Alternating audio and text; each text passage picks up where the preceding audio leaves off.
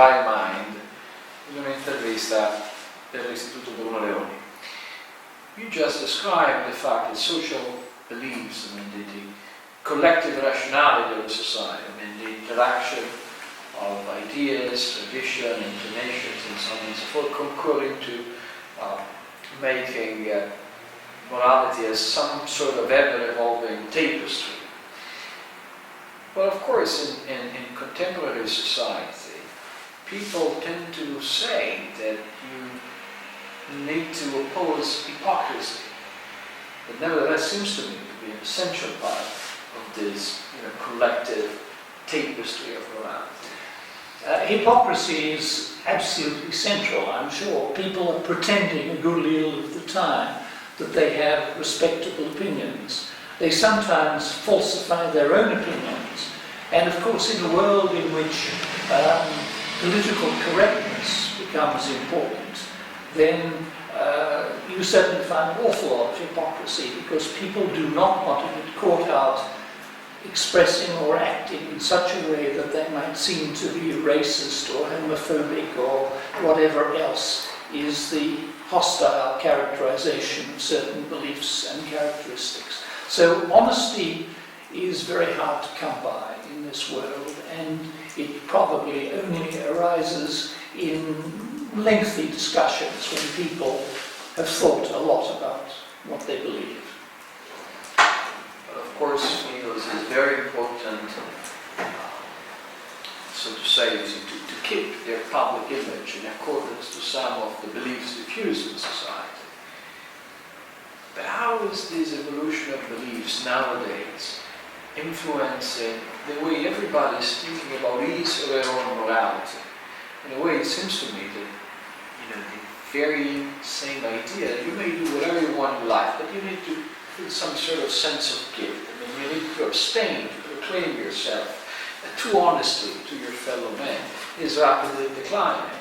And this brings us to the point that too much honesty sometimes may be conducive to social destruction. Too much honesty may be individually dangerous, because people care about their reputation, what their neighbours think about them, and perhaps what the general society thinks about them. So yes, I think it is absolutely true that hypocrisy is very important. It has been often called conformism in recent times. But conformism seems to me an unfortunate name for it, because what you conform to legitimately are laws. The law of the land is not something you obey, because it's not a command, but it's something you conform to. But on the other hand, conforming to the opinions of others is obviously a servile way of carrying on. Of course, there is a lot of that. Speaking of which, of course, when you describe the realm of morality, well, morality by definition cannot be democratic. You cannot cast a vote on what is right or wrong. No.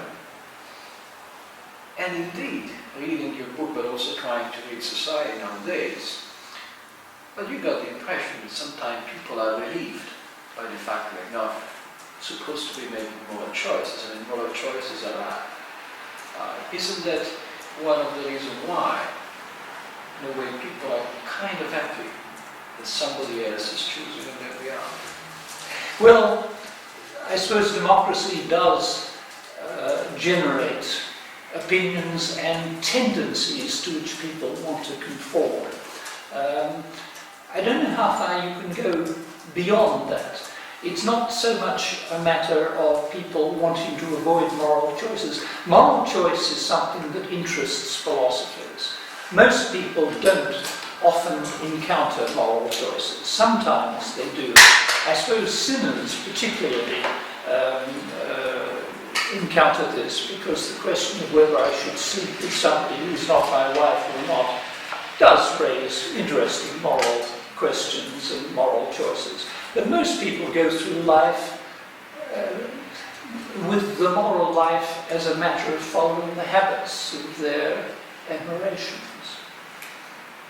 That's a pretty gloomy picture of human beings. No, not the least gloomy. I think habit is a very good traditional way of carrying on. And in the past, most people probably spent most of their time doing what they did by habit. But I think that one of the points about the moral life is that it is a Western specialization. I mean, most other civilizations were guided by custom and by religion. And that more or less exhausted the normative world. Beyond that, it was a question of power. And that, of course, led to corruption, people exploiting, as it were, gaps in religion or custom which would allow them to exercise power. But I think that one of the unique things about Western civilization is that at some point in the 16th and 17th century, an idea of morality, the moral life, as a separate thing from both religion and from custom, began to emerge. And it had its own considerations. It could lead to guilt, and it became increasingly important. It is the reason, for example, why secularists in the modern world can say with some plausibility, you don't need religion in order to be a good person, because you can be a moral person. How much is this related to the fact Western civilization is clearly the one that has invested the most on the idea of the individual, as opposed to others having a more vague view of the human person as an individual, sort of rationalist thinking being?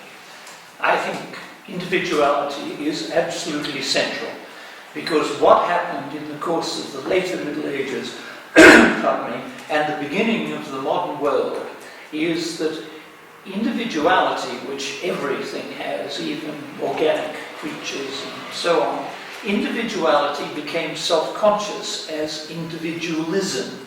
That is to say, each individual, or large numbers of individuals, began taking their personal responses to the world as something that was legitimate and that ought to play a part in the way in which they lived and conducted themselves. And that is the way in which all the many fascinating enterprises of Western life that have transformed our modern world began to emerge. You know, interest in finding the truth about nature, commerce, new forms of art, historical inquiries into how people behaved in the past. All of these things are part of individualism rather than mere individuality.